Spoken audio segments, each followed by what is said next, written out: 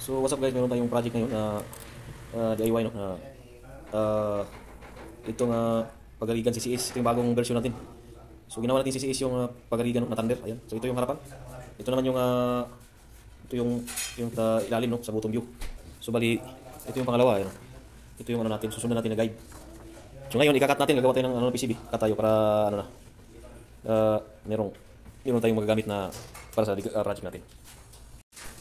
So yan.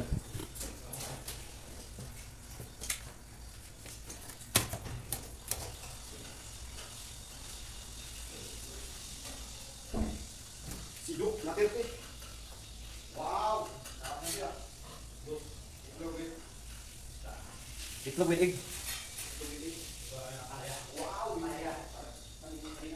Itlog with egg, Toy. Itlog with egg. Itlog with egg. So itlog lang tayo eh. Wala tayong overtime na yun. Bawi na lang pang overtime ulit. Munyaman eh. Tagal pa magbalik. Tagal pa. Saan naman balik? Dugay pa mas matagal. Dugay mas matagal. Ano na ito, Toy? Panis na. Panis na? Kamay na? Ha? Ano lasa? Panis? Hindi ba nakakailaw? Wak na ba? Masuro na kami sa Toy. Panis na? Sayang naman.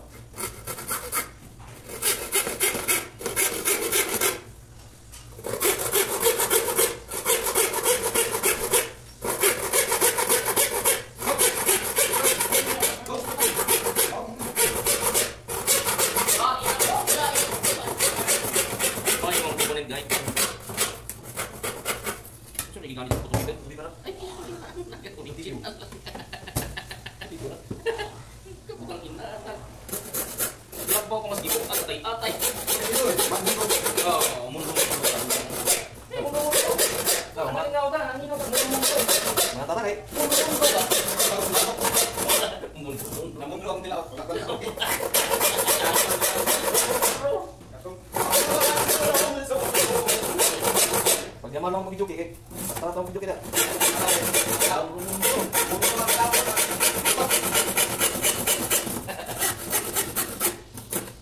Yung tadi video kay, pili ko ng video kay dia.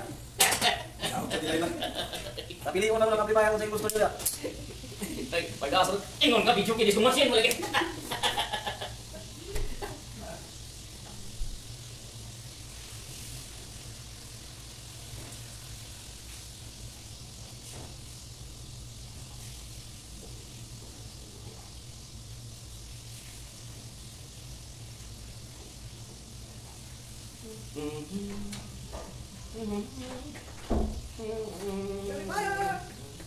Siguro na to. Mau na eh. Mau Guys. Yes.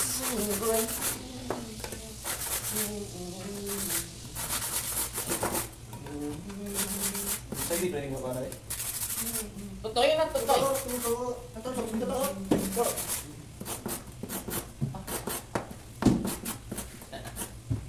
Sa hindi planning. Sip drone, gusto mo eh, sip drone. Siguro na to. Mau na to.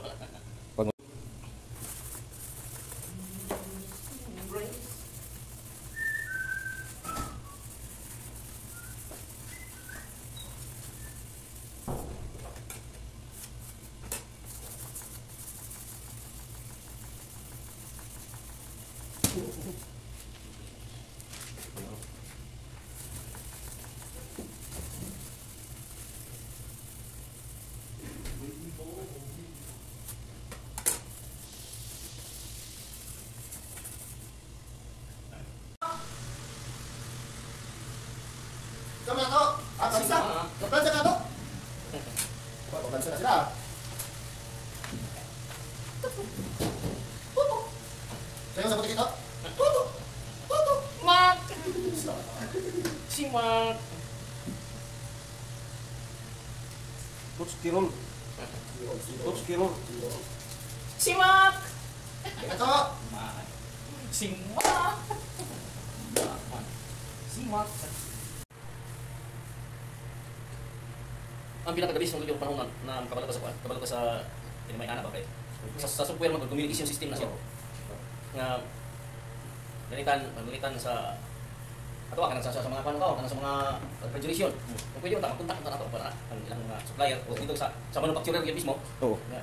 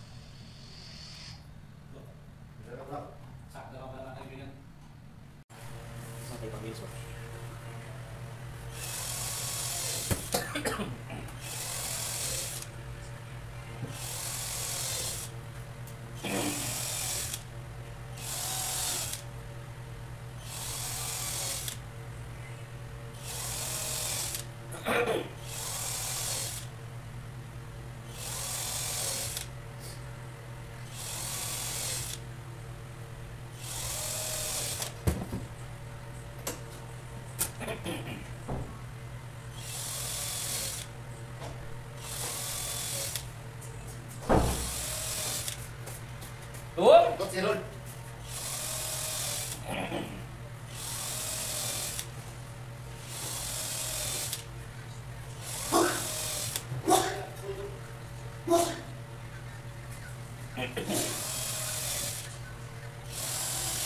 Pag-explain mo sa una doy, na project niyo ng FM transmitter o wireless microphone.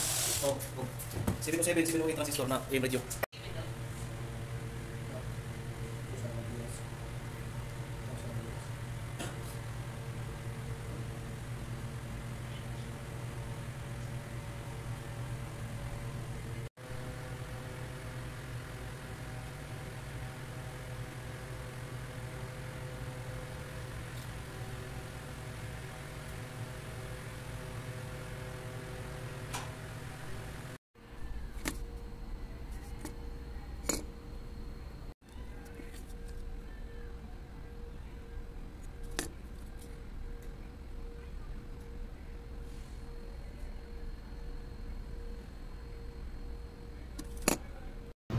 So what's up guys, no, share ko lang yung gawa natin na yung binost ko nung nakarang araw na CCS sa Thunder Pagarigan, ano. So yun yung pangalan, no, CCS Thunder Pagarigan.